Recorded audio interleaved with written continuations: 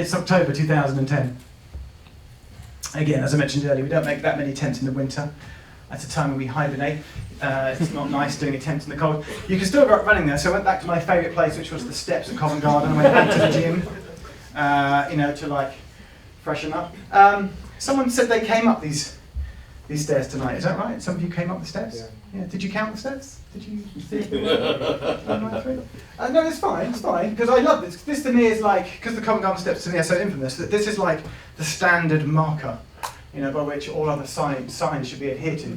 And if you divide 193 by 15, depending if you round it down or round it up, you get like either 12 or 13, right? Which means that there's roughly 12 steps per floor, according to this TfL poster. So going by that maths, if we go to the deepest tube station on the network, which is Hampstead, with 320 steps, how many floors is that?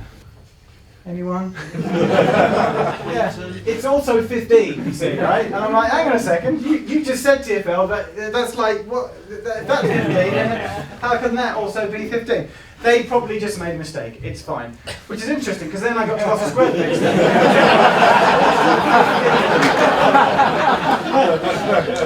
There's a guy in the TfL post office just going, I've got 15.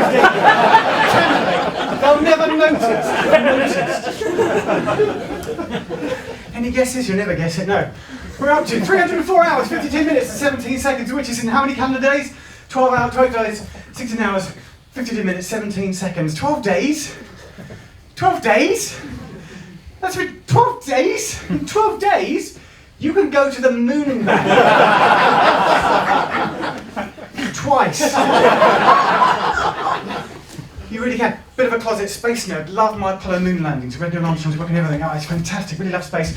Really love the idea of landing on the moon. Really love the idea of being an astronaut. I started to think, what if I could connect the astronaut Apollo world to like the tube world? What would happen? Well, the moon would be up here at the zone 2,637.